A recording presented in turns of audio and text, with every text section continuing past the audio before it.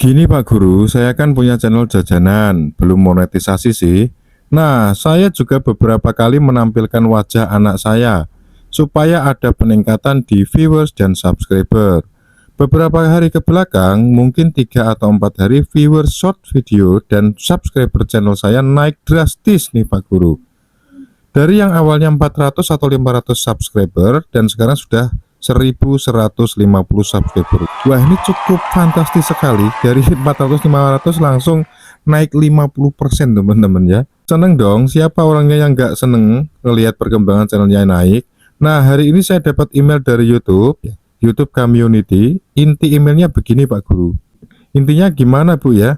Saya masih bingung Pak Guru, ini maksudnya gimana ya? Maklum masih pemula banget, sedangkan pas saya setting untuk anak-anak gak ada yang nonton. Oke, mungkin dari uraian yang cukup panjang ini dari @kucingmary3725. Ini mungkin saya bisa menangkap poin intinya gitu ya. Yang saya pahami mungkin seperti ini. Jadi sobat kita ini dia membuat konten tentang jajanan ya, di situ menampilkan anaknya kan gitu. Ketika dia setting konten itu menjadi anak-anak, itu nggak ada yang nonton sama sekali. Tapi ketika dia bikin konten lalu dia setting menjadi bukan konten anak-anak, maka yang nonton ternyata malah rame. Subscribernya bahkan naik drastis ya, 50% tadi yang disebutkan di situ. Akan tetapi setelah itu dia mendapatkan email dari YouTube ya, dari YouTube Community. Untuk isinya seperti apa, karena sobat kita ini tidak menuliskannya di kolom komentar, jadi ya kita tidak tahu isinya apa.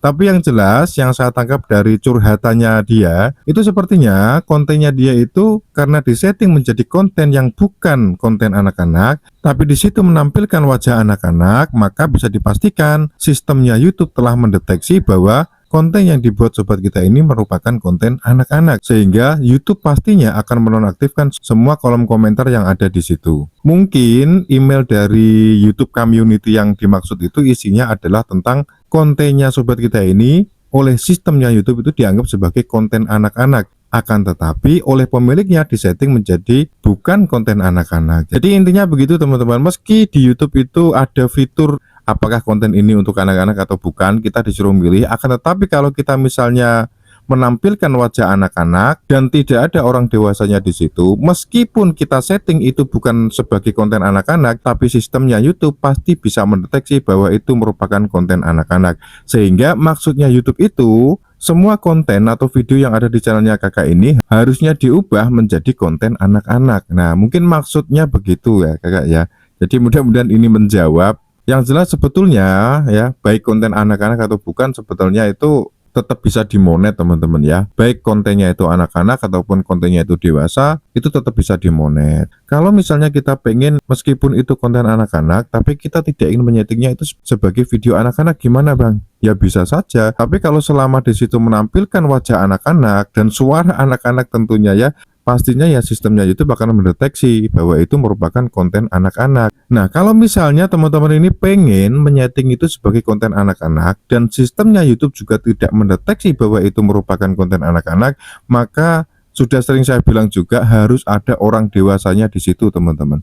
Jadi terserah lah, pokoknya harus ada orang dewasanya di situ, entah ibunya, kakaknya, tetangganya atau siapapun, pokoknya harus ada di situ bareng anak itu bisa dikategorikan bukan menjadi konten anak-anak. Yang jelas kalau kita hanya menampilkan anak-anak saja, itu sudah pasti konten anak-anak. Mau kita setting bukan untuk anak-anak pun, sistemnya YouTube pasti sudah cerdas ya, pasti itu akan dianggap sebagai konten anak-anak sehingga komentarnya akan dinonaktifkan. Nah, mungkin kesimpulannya seperti itu. Sekali lagi, kalau misalnya kita itu tidak mau konten kita itu dianggap anak-anak, ya harus ada orang dewasa di situ ya, yang mendampingi di situ. Dengan begitu, maka sistem dan algoritmanya YouTube membaca konten itu menjadi konten bimbingan orang tua gitu ya. Mudah-mudahan ini menjawab dan bisa menjadi pelajaran dan referensi untuk teman-teman semua. Terima kasih yang sudah berkomentar dan sudah setia bersama Bahas YouTube. Ya, saya hanya bisa membalas doa, mudah-mudahan teman-teman semua segera monetisasi, segera mencapai apa yang diinginkan, dan semoga semuanya sehat selalu gitu ya. Sampai jumpa di video selanjutnya.